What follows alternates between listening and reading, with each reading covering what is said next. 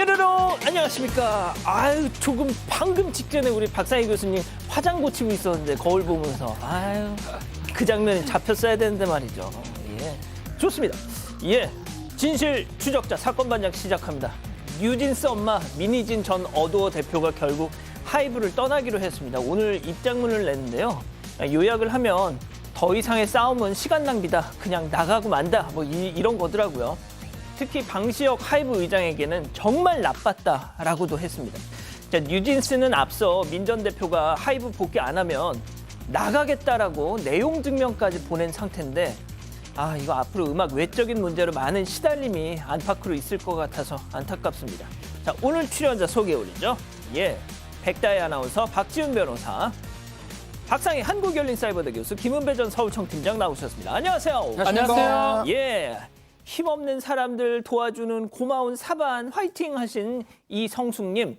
자, 사반 보면은 막힌 속이 뻥 뚫리네요. 늘 응원해 하신 경기민요 소리꾼 이나영님.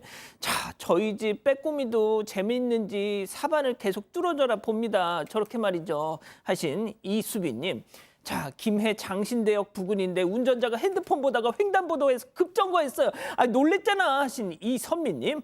자, 창원 마산 석전동 편의점입니다. 매대 라면 위에 어떤 인간이 양말 벗어놓고 갔어. 야, 빨리 갖고 가, 냄새나 하신 정선희님.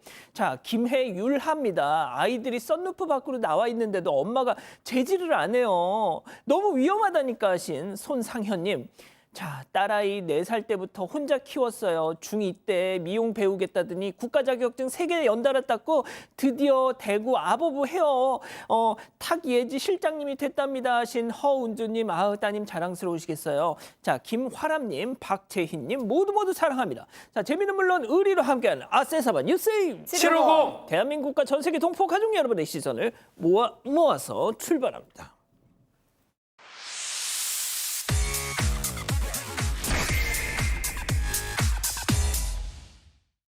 첫 번째 가보죠. 하룻밤 사이 범주의 오관왕입니다. 자, 통제불능 인간의 심야 활극 만나보시죠. 자, 늦은 새벽 갑자기 사람을 퍽! 자, 때리더니 나 잡아봐라 하면서 도망칩니다. 자, 이번에는 또 여성을 추행하고 튀자 일행들이 추격을 해요. 자, 그러다 또 퍽! 쫓아오던 여성 일행을 저렇게 퍽! 밀치기까지. 그러더니 또 도망. 자, 드디어 경찰 출동. 자전거 타고 튀는 저 남성을 추격하는데요. 헤헤헤헤 나 잡아봐라 하면서 계속 요리조리 막 피해가죠. 자, 요리조리 피사이로 막가. 하지만 결국 경찰들에게 저렇게 잡혔습니다. 자, 박 변호사님, 이거 뭐죠? 뭔가 좀 상태가 안 좋아 보이는 것 같기도 하고 짧은 찰나에 몇 가지 범행을 저지른 겁니까? 자, 5가지 범행을 저질렀는데요. 지난 10월 26일 날 관악구에서 발생한 사건입니다. 첫 번째로 길 가다가 행인한테 30대 남성이 서 있는 시민을 폭행을 했고요. 그 사람들을 피해서 도주하면서 그 다음에는 또 난데없이 강제추행을 일삼습니다.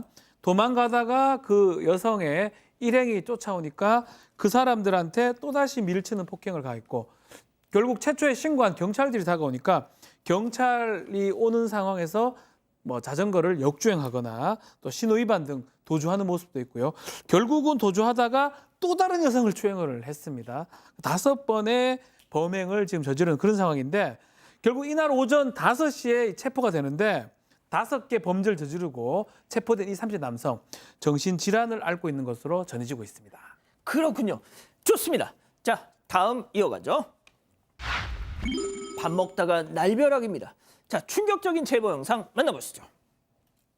자, 영업 중인 한 식당 천장에서 갑자기 와, 손님들을 와락 덮쳤습니다. 아유, 세상에. 지금 직원이 달려와서 저 패널을 막 치워보지만 피할 새도 없이 휴대폰 보다가 저 손님 머리를 덮쳤어요. 아유, 세상에. 아니, 진짜 별일이 다 있네. 아니, 저 떨어진 판 크기랑 두께를 보면 저 여성 손님 많이 다쳤을 것 같아요. 네, 많이 다치셨습니다. 이 머리를 맞은 여성이 언니가 제보한 사건이고요. 이곳은 서울 서대문구에 있는 한 유명한 한식당입니다. 제보자 가족이 10년 넘게 꾸준히 가고 있는 단골 가게라고 해요. 지난 10일 저녁에 어머니와 동생이 함께 밥을 먹고 있었는데 어머니가 화장실에 간 사이에 천장에 달린 판이 갑자기 떨어지면서 여동생이 머리를 맞았습니다. 당시에는 외상이 크지 않은 것 같아서 일단 집에 왔는데 아무래도 머리에 가해진 충격이 컸었나 봐요. 동생이 사물이 계속 흐릿하게 두 개로 보이거나 아이고야. 온몸이 아프다고 고통을 호소했습니다. 병원에서 뇌진탕 소견과 함께 아이고. 급성 스트레스 반응, 공황 발작 등을 진단을 받았는데요. 어머니는 자신이 화장실을 가지 말았어야 했다, 본인이 맞았어야 했다 이렇게 좀 자책을 많이 하고 아유. 계시다고 합니다. 아유, 그건 아니죠. 예. 아니 근데 저게 만약에 무슨 정말 시멘트 덩어리였다면, 아니 그리고 당연히 식당에서는 보험 처리든 뭐든 해줘야 될 거 아니에요. 맞습니다. 식당 측에는 여동생한테 다쳤다는 거 미안하다고 하면서 보험 처리를 약속했다고 합니다. 근데 문제는 이 별도의 또 안전진단에 이런 거 없느냐, 좀 위험하지 않느냐. 왜냐면 옆에 딴 거도 천장이 무너질 수 있는 상황이거든요. 예. 그 얘기를 하니까 식당 측에서 이렇게 얘기합니다. 뭐라고요? 아니, 보험 처리했으면 됐잖아. 딴 가게 가세요라고 화를 좀 낸 것 같아요. 안전 불감증 아니냐. 왜냐하면 저 보이는 것도 그렇지만 저기만 떨어질까요? 딴 데도 충분히 떨어질 수 있거든요. 충분히 문제 제기를 할 수 있는데 거기에 대한 화를 내는 거, 보험만 처리하면 된다는 거, 이 부분이 조금 문제가 된다고 생각했고, 특히 여동생이 입은 피해에 대해서 진심으로 미안해하지 않는 것 같아서 좀 속상했다고 전하고 있습니다. 아유, 참 안전진단 좀 받아보셨으면 좋겠어요. 저 식당. 좋습니다. 다음 이어가죠. 잠옷바지 2인조입니다. 자, 저희가 여러 절도 사건들 전해드립니다만 오늘 이 사건 정말 역대급 제보 영상 만나보시죠. 자, 무인 가게로 들어오는 잠옷 차림의 남녀 주목. 자, 냅다 가방부터 내려놓고 지퍼를 쫙 열더니 꺼내든 게 망치와 팬치. 자, 그렇습니다. 역시나 키오스크 개봉 시작. 자, 안 열리니까 망치로 탕탕 후루후루. 자, 그런데 그때 자, 밖에서 저 망보던 여성이 오빠 빨리 튀어. 자, 캐리어 들고 황급히 런합니다. 자, 누군가 가게로 왔던 거예요. 자, 그런데 저 남성 그냥 쓰레기만 버리고 왔어요. 다시 나가요. 그러니까 다시 또 그 남녀 들어옵니다. 바로 또 작업 이어서 오빠 좀 쉬어. 이번엔 내가 할게. 자, 바통 터치. 자, 오빠가 밖에서 망보는 동안 여성은 연장질을 계속하고 있어요. 아주 그냥 손발이 척척 맞습니다. 그렇게 왔다 갔다 서로 교대하고 바통 터치하고 하다가 마침내 이게 안 열리나요? 열렸습니다. 야, 빨리 담아. 빨리. 자, 얼마나 그냥 마음이 급한지 현금을 배낭에다 대충 쑤셔놓고 일부는 그냥 손으로 쥐어들고, 응? 아이고, 참 저렇게 그대로 저렇게 손으로 쥐어들고 문 제대로 닫지도 않고 그냥 갑니다. 자, 진짜 저 정성, 저 노력, 저 간절함으로 알바를 해도 니들이 훔쳐간 것보다 더 벌 것 같은데 말이죠. 안 그렇습니까, 교수님? 네, 지금 고척동에서 18일 새벽에 있었던 일인데요. 둘 다 지금 잠옷 바지를 입고 왔죠. 뭐 커플 같죠? 뭐 부부인지 연인인지 뭐는 모르겠지만 정말 한마음 한뜻으로 정말 도우면서 키오스크를 텁니다. 망치, 벤치, 가위 다 가지고 와서 그냥 마음을 먹고 키오스크를 이렇게 거의 부시는 수준이고요. 이중 장치가 되어 있던 키오스크래요. 자물쇠까지도 잠겨져 있었는데 그것도 다 부서졌습니다. 저희가 초등학교 앞이라서 현금도 좀 많았는데 현금 70만 원에 저 수리비 70만 원, 140만 원어치를 지금 손해봤다고 하세요. 이것도 이 사장님께서는 맨 처음에 모르다가 나중에 어떤 손님께서 현금 결제가 안 돼요라고 하셨다고 그때 알아셨다 그러는데 저 정도로 맘먹고 정말 한마음 한뜻으로 그 도둑질을 할 정도면 정말 같이 공부를 하거나 좋은 일, 운동을 해도 열심히 했을 것 같습니다. 그러니까요. 팀장님, 보통 나쁜 짓을 해도 말이죠. 연인 사이에 혹은 부부 사이에 하는 경우는 솔직히 드물잖아요. 면이 안 서니까. 근데 얘네들은 뭐죠, 진짜? 그렇습니다. 그 남녀 2인조인데요. 저 현장 신고를 받고 출동한 경찰 현장에서 CCTV 영상이라든지 아니면 지문 같은 거, 아까 보니까 장갑을 안 꼈어요. 지문이라든지 족족 같은 거의 증거를 확보한 다음에 지금 수사 중인데요. 아마 CCTV를 본 그 경찰관이 하는 말이 저 상황을 보니까 한두 번 해본 솜씨가 아니다라고 보면 상습 절도일 수도 있는데요. 이 피해자 같은 경우는 뭐라고 하냐면 그 무인 가게를 운영하면서 초등학생들이 잠깐 먹튀를 하긴 한답니다. 그런데 액수가 소액이다 보니까 그냥 넘어갔었는데 이번 같은 경우에는 나이도 먹은 그 2인조 남녀가 와가지고 키오스크까지 파손해서 현금을 훔쳐갔기 때문에 황당하기도 하고 억울하다고 하면서 꼭 붙잡았으면 좋겠다고 하는데 저 2인조 검거되면은 특수 절대되거든요. 왜? 2명이기 때문에. 그러면 1년 이상 10년 이하의 징역을 살 수가 있기 때문에 경찰이 수사하면 기필 코 잡힙니다. 조금이라도 적게 처벌 받으려면 지금이라도 늦지 않았으니까 자수를 하세요. 아닙니다. 박 변호사님 자수하지 마세요. 니들은 정말 콩밥 제대로 먹어야 됩니다. 좀 정성이 좀 부족한 것 같죠. 잠옷 입고 와서 절도할 생각을 합니까? 뭐 자다가 커플이 나왔습니까? 뭐 절도할 때 정성을 가져라는 말은 절대 아닙니다. 좀 이런 얘기를 또 하지 않을 수가 없어요. 네. 지금 저기서 영상이 공개되면 얼굴만 공개되면 누가 저 잠옷 입고 와서 절도 행각을 벌이겠습니까? 모자이크 지운 영상 준비돼 있는데 어떻게 틀까요? 아니요.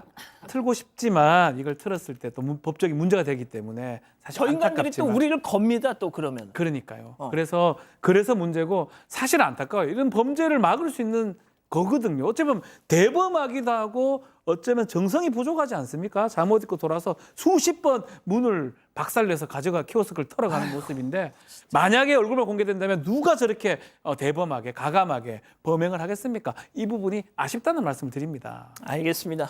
자, 다음 또 이어가죠. 세상에 이런 일이. 그렇습니다. 충격적인 영상 먼저 만나보시죠. 자, 여긴 지하철 자전거 거치대 위에 타잔 마냥 올라탄 남성. 얼핏 보면 공중부양 같기도 하고, 자, 신발은 인당수 심청이 마냥 가지런히 벗어놓고 창문에 딱 매미처럼 붙어 앉아서 바깥 풍경을 저렇게 넌지시 보고 있는데요. 자, 박 변호사님. 예. 올해 마지막으로 부탁 말씀 좀 드립니다. 언뜻 봐선 서울 지하철 1호선 같지만 여기는 다른 나라라고 이 연사 힘차게 외쳐주십시오. 예, 정말 서울 시청역에서 청량리 가는 그쪽입니다. 누가 봐도 우리나라로 보이죠. 야, 저기가 어디냐면 자전거 전용 칸이에요. 왜 이렇게 너무 어이가 없어서 그러는 거예요. 아, 진짜? 열차 맨 끝칸에 자전거 전용차 칸이 있거든요. 거기 지금 60대로 보이는 사람이 저 위에 올라가서 신발 벗고 창밖을 열심히 구경하고 있어요. 시골 영감 처음 타는 그 느낌도 많이 들고요. 저기 누가 봐도 자전거를 놔둬야 되는 곳이에요. 모르지 않습니다. 근데 만약에 몰랐다면 정말 이렇게 비판하거나 비난할 수는 없는데 아마도 알았던 것 같은데요. 또 남들이 계속 쳐다봤대요. 차마 지적은 못하지만 눈빛 자체가 뭐냐면 예. 정신 나가신 거 아닙니까? 왜 이러십니까? 이런 눈빛이 있잖아요.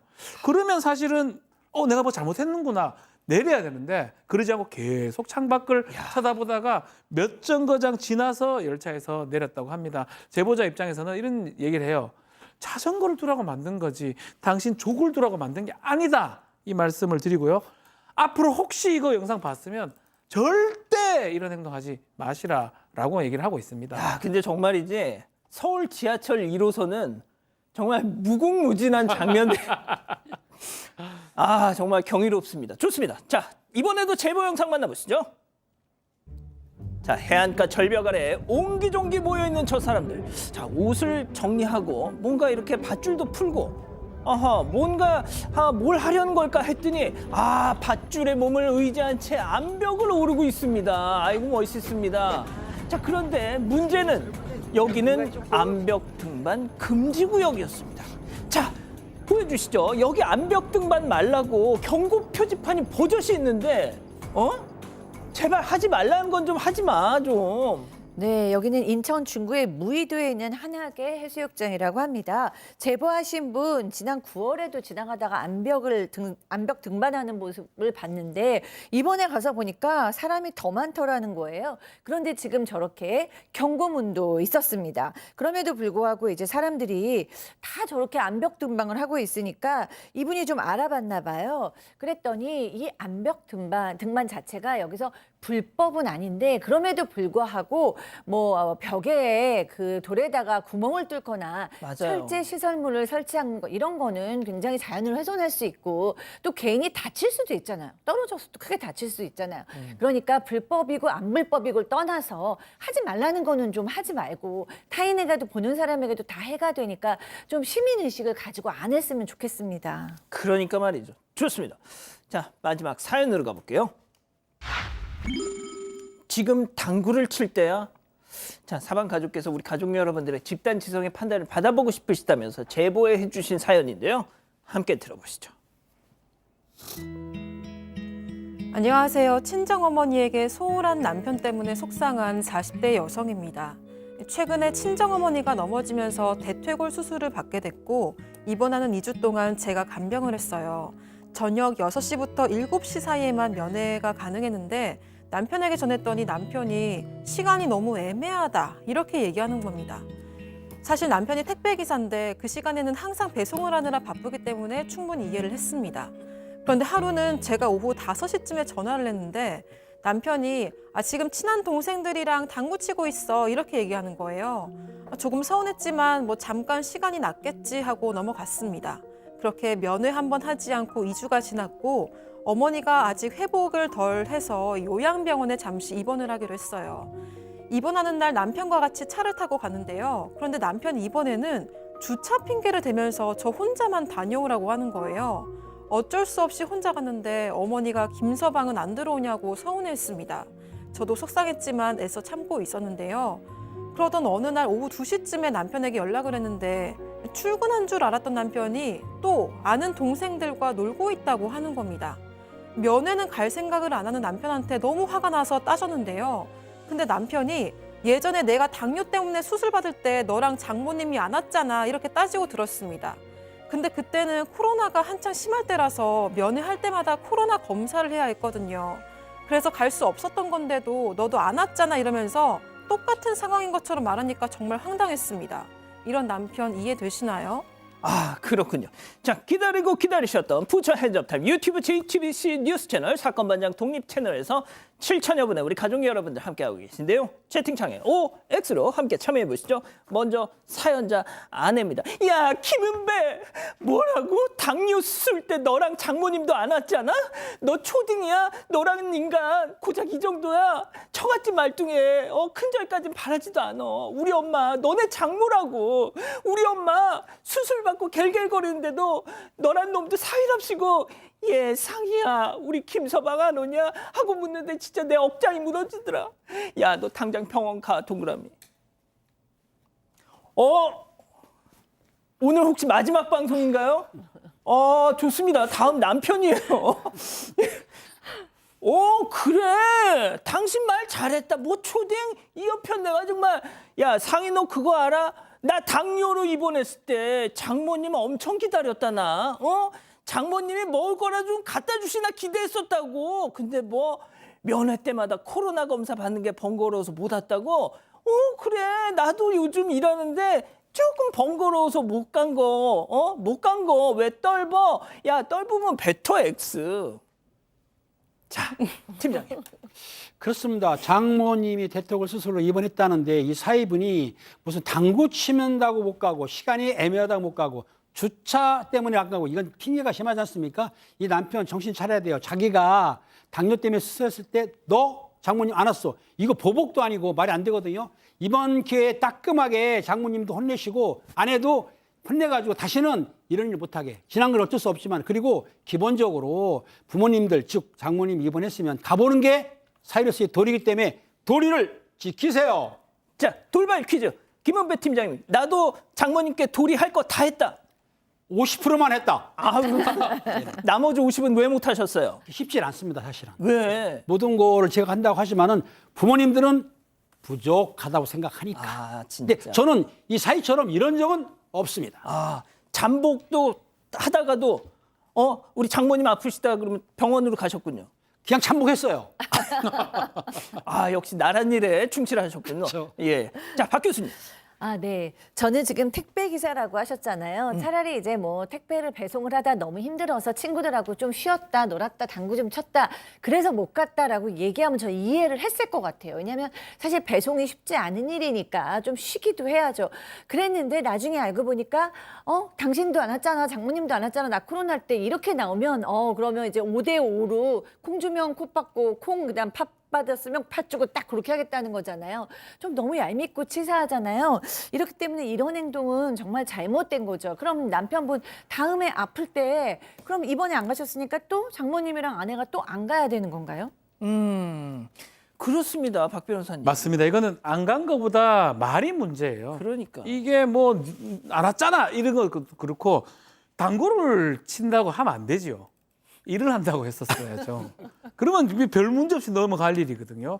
그것도 2번이나 그런 거잖아요.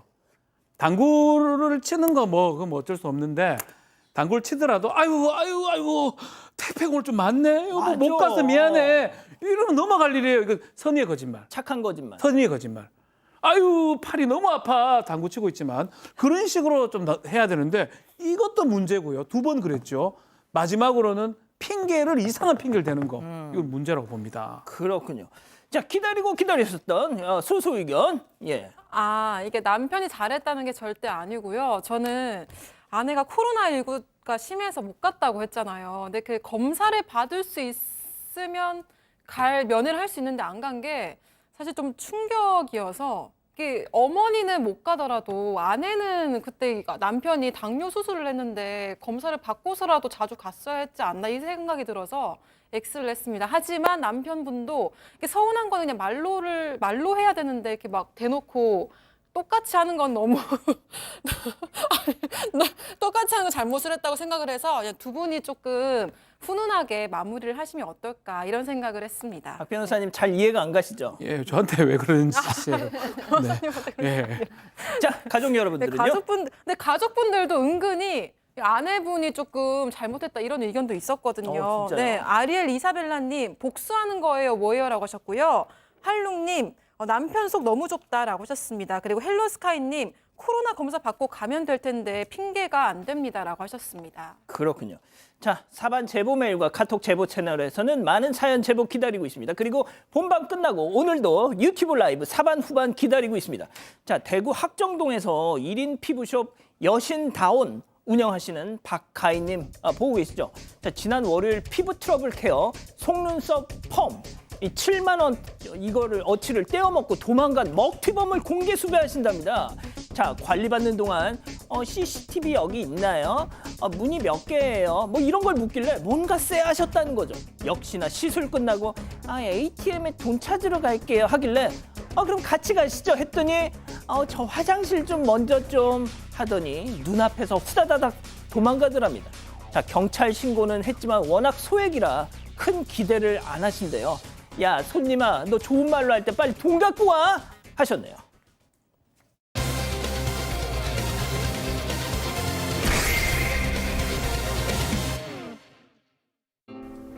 카페에 방문해 빵 100개와 음료 50잔을 예약 주문한 손님에게 노쇼를 당했다는 제보가 들어왔습니다. 손님과 연락 두절 상태인데 사장은 노쇼를 당한 날 속상한 마음에 눈물을 흘렸습니다. 무슨 일이 있었던 건지 알아봅니다. 자, 들으셨지만 노쇼 사건입니다. 제가 이거 말씀드리기 전에 이 말씀부터 드릴게요. 아유, 맨날 노쇼야. 선결제 받으라고 했잖아. 예약금 받으면 되잖아. 뭐야 자꾸 이렇게 당해 알면서. 자, 그 말씀도 일리는 있습니다만 이 소상공인 사장님들 입장에서 손님들한테 아직 우리 정서상 예약금 먼저 걸어주세요. 선결제 해주세요. 라는 말 쉽게 떨어지지 않습니다. 그걸 꼭 좀 감안해 주시고 이번 사건도 한번 들어봐 주세요. 자, 한 카페 사장님이 지난주에 노쇼 손님 만났다면서 제보를 주셨죠? 네, 제보자는 서울에서 카페를 운영하고 있는 20대 사장이고요. 지난 14일 오후 3시쯤에 한 30대 남성이 혼자서 방문을 했습니다. 스콘 2개와 음료를 주문했고 다 먹은 뒤에는 빈 접시들을 올려놓고 나갔습니다. 지금까지는 여느덧 평범한 손님의 모습인데 나가는 길에 단체 주문을 했는데요. 15일과 16일에 회사 직원들에게 줄 거라고 음료와 빵을 주문을 했습니다. 15일에는 스콘 50개, 휘낭시 50개, 아메리카노 25잔, 딸기라떼 25잔을 주문했고 16일에도 동일하게 주문을 해달라고 말했습니다. 이 사장이 예약자 이름과 번호를 알려달라고 했는데요. 그런데 손님이 이 법인 휴대폰이라서 알려줄 수 없다면서 카페 번호를 가져갔고 카톡으로 연락을 주겠다고 했습니다. 자, 무려 112만 원어치 주문. 얼마나 기분 좋으셨겠어. 막 휘파람 불면서 막 만드셨겠죠. 자, 그런데 빵을 열심히 막 굽고 있는데 그날 밤 그 예약 손님한테서 전화가 왔다고요? 자, 최초 주문을 좀 다시 따져보면 빵이 이제 200개인데 빵이 작은 빵이에요. 스콘, 휘낭시에 아주 크림 들어있는 맛있는 쪼매난 빵이지요. 그 빵을 50개씩 100개를 동시에 2번 시켰으니까 빵 200개, 음료 100잔입니다. 그 돈도 112만 원에 해당하고 아마 즐겁게 늦게까지 빵을 만들고 있는데 빵 만들고 있을 때 이렇게 나옵니다. 112만 원. 갑자기 밤 9시 40분에 변경 주문이 보이스톡으로 옵니다.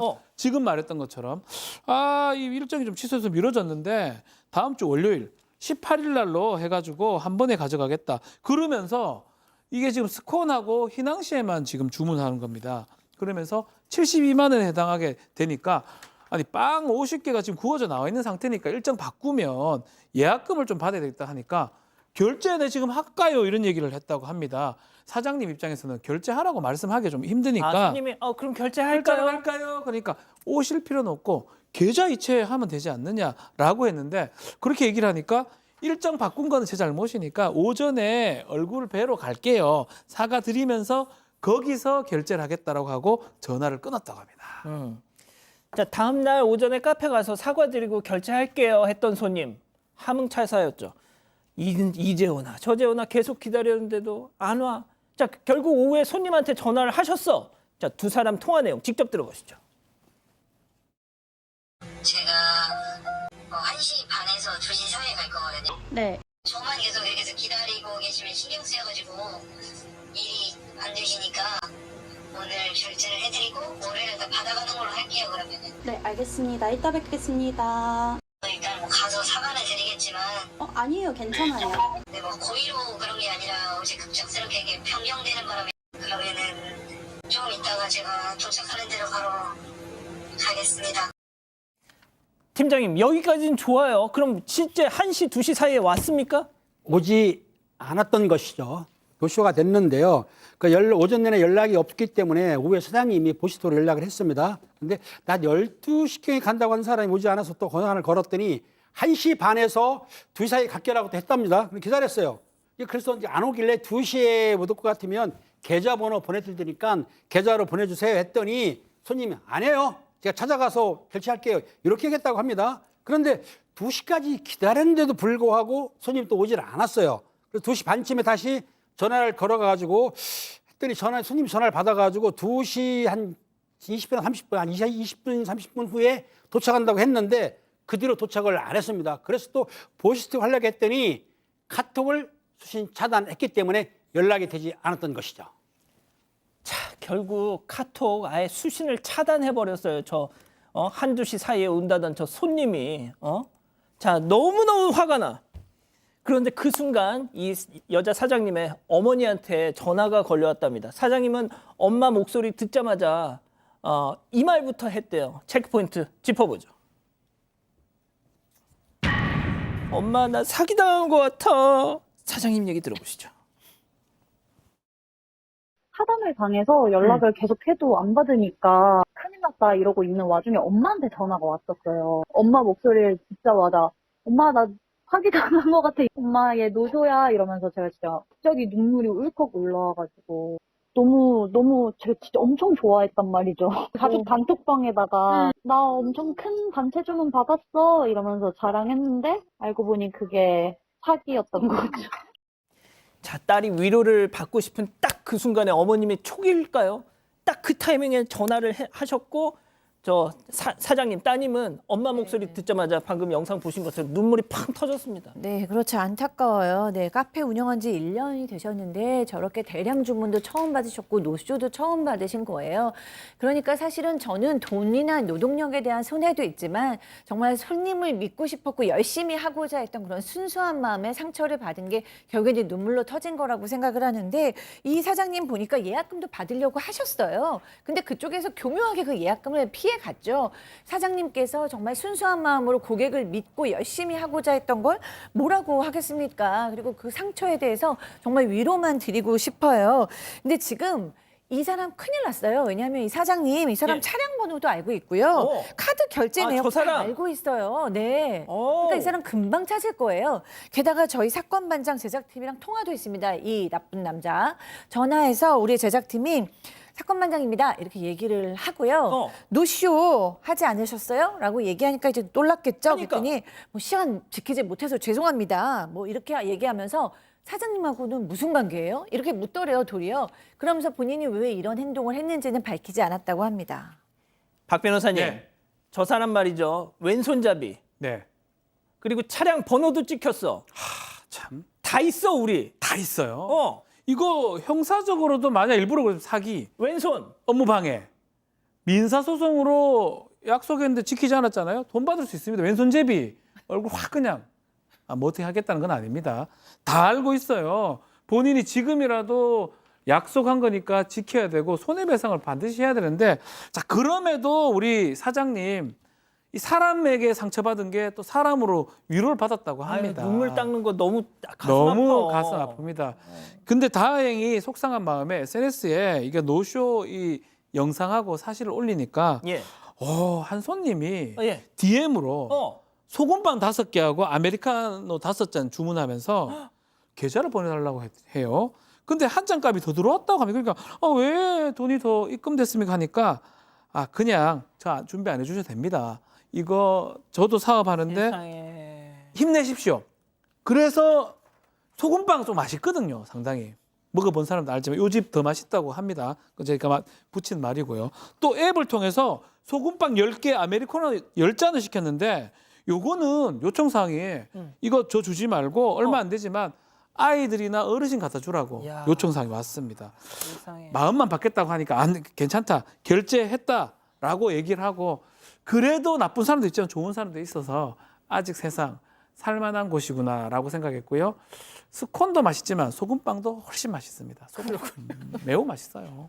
지금 그 얘기하는 건 아닌데. 네, 그건 아니죠. 예. 예. 아, 침이 진짜 도네요. 이 노쇼하는 인간도 있지만 저렇게 본인 주문만 해놓으시고 어르신들 이렇게 대접해 주시라고 참 이렇게 결제해 주시는 분들도 계시는군요. 아유, 참. 자, 두 번째 사건 이렇게 정리하고요. 별별 상담소 이어갑니다.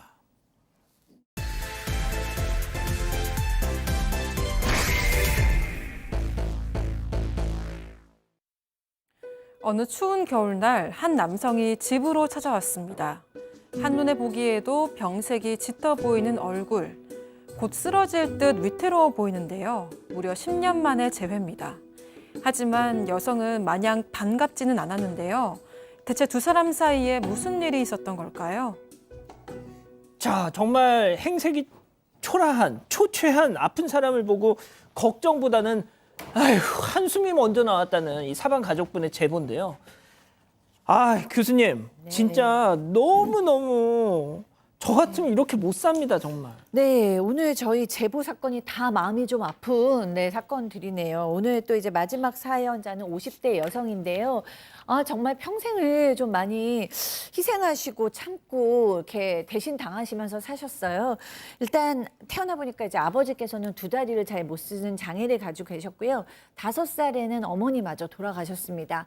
오빠가 한 명 있었는데 오빠는 젊어서부터 교도소를 그렇게 폭행, 절도 등으로 이렇게 이렇게 교도소를 왔다 갔다 했대요. 너무 어린 나이부터 중학교 때부터 아버지를 돌봐야 되기 때문에 학교를 그만두고 공장에 들어가서 일을 했습니다. 그럼에도 불구하고 인생을 잘 살아보려고 검정고시로 중학교, 고등학교 졸업장도 땄어요. 그런데 이 오빠가 문제입니다. 이 오빠는 아버지가 돌아가실 때에도 교도소에 있어서 오지를 못했거든요. 그런데도 이 오빠는 교도소에서 나와서도 또 정신을 차리지 못했고 이 여동생이 결혼하는 날에도 구치소에 들어가는 바람에 또 참석하지 못했다고 합니다. 아유, 진짜 하나밖에 없는 혈육이 오빠란 인간이 웬수네 웬수. 네, 여성이 남편과 함께 중국집을 운영하고 있었는데요. 이게 어느 날 오빠가 찾아와서는 정신을 차리고 제대로 일을 하겠다고 약속을 해서 이 배달부로 고용을 하고 또 월세 보증금까지 대줬다고 합니다. 그런데 1년 뒤에 이 오빠가 이 가게에 돈을 훔쳐서 달아났습니다. 또 원룸 보증금까지 다 까먹고 월세도 밀려 있었고요.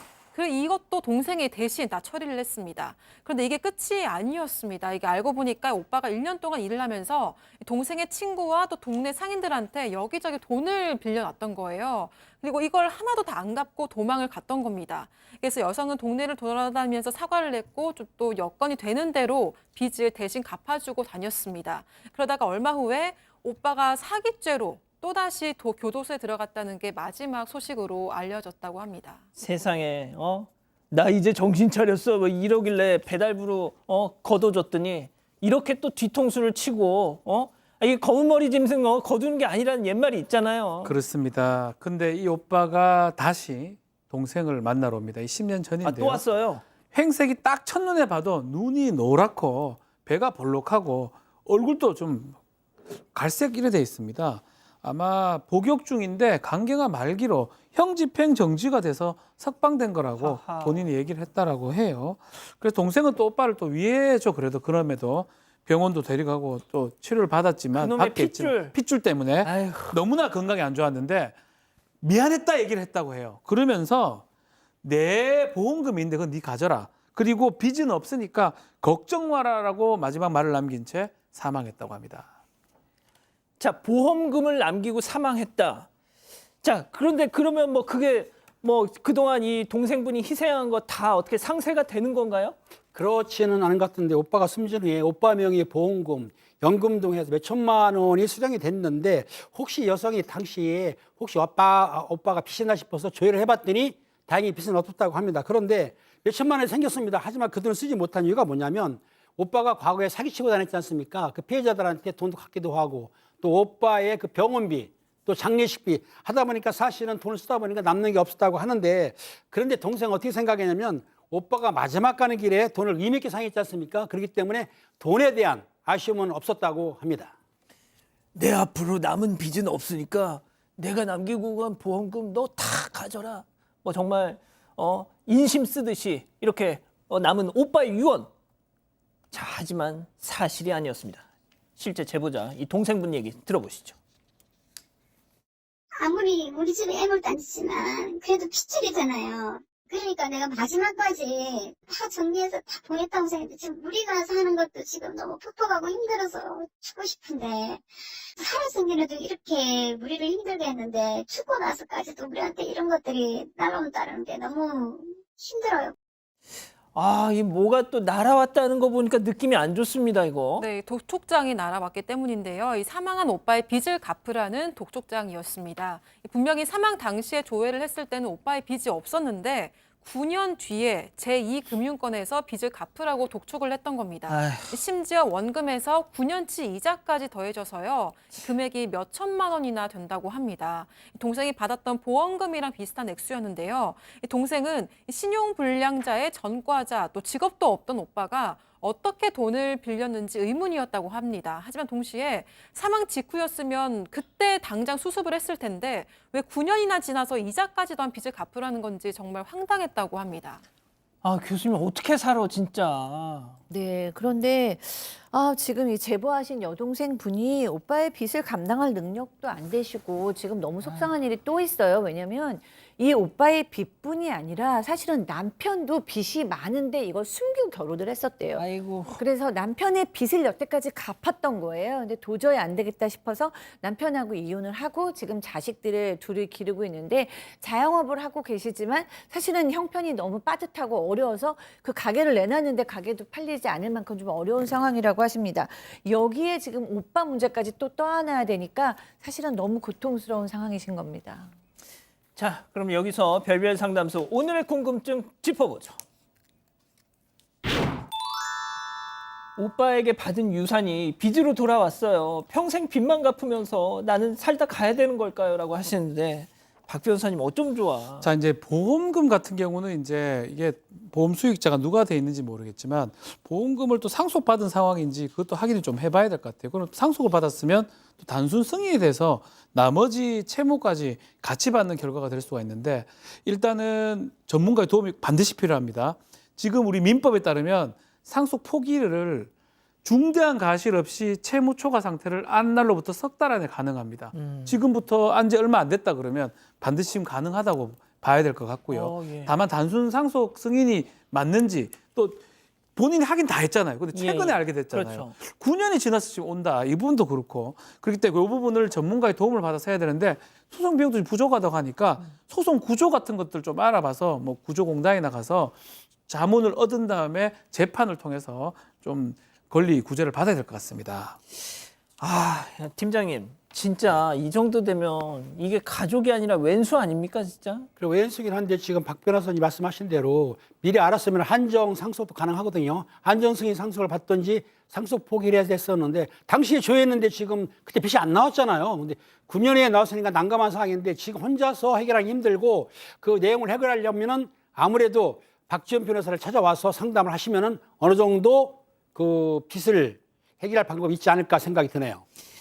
자, 박 교수님, 정말 이 사연자분 입장에서는 내가 이 집안에 태어나고 싶어서 태어난 것도 아닌데, 아버지는 그렇게 장애가 있으시다 돌아가시고, 어머님은 일찍 돌아가시고, 오빠란 인간은 세상에 저짓을 하다가 결국 빚까지 왕창 넘겨주고 가버리고, 어떻게 살아 진짜. 그러니까요. 정말 너무 수고하셨어요. 정말 위로를 드리고 싶고요. 이분은 정말 좋으신 분이에요. 훌륭하신 그래, 분이에요. 맞습니다. 중학교 때부터 아버지 장애 두 다리를 못 쓰시는 아버지를 부양하기 위해서 학교를 그만두고 공장을 다니셨고 그 말썽 피우시는 그 오빠를 그래도 끝까지 잘 이렇게 병원에 모셔서 천국으로 보냈고 남편 빚도 묵묵히 갚다가 결국에 지금 두 아이를 혼자 양육하고 계신 분이거든요. 일단 너무 훌륭하신 분이고 여태까지 쌓으신 거를 결국에는 하늘도 알고 있지 않을까 하는 생각이 들고 그동안에 쌓인 또 내공도 있으실 거라고 생각해요. 아직은 젊으시니까 힘내셔서 이 시기만 잘 이겨나가시면 그다음에는 모든 게 좀 편안해지지 않을까 그럴 시기가 오지 않을까 싶습니다. 예, 알겠습니다. 자, 우리 가족 여러분들 뭐라고 하시나요? 네, 많이 같이 속상해 주셨습니다. 박주현님, 오빠 빚을 동생이 갚아야 하나요? 라고 하셨고요. 이효수님, 전문가 도움을 제대로 받으시면 좋겠습니다. 라고 하셨습니다. 그리고 고은님은 저런 사람들은 나라에서 도움을 받을 수 없나요? 이렇게 안타까워하셨습니다. 아까 박 변호사님 법률구조공단 네. 가보라고 하셨죠? 그리고 돈이 없으면 소송 구조라는 제도가 있습니다. 그걸 소송 구조를 통해서 재판을 할 수가 있습니다. 그렇군요. 좀 참고가 되셨으면 좋겠습니다. 자, 별별 상담소 이렇게 정리하고요. 잠시 전하는 말씀 듣고 오겠습니다.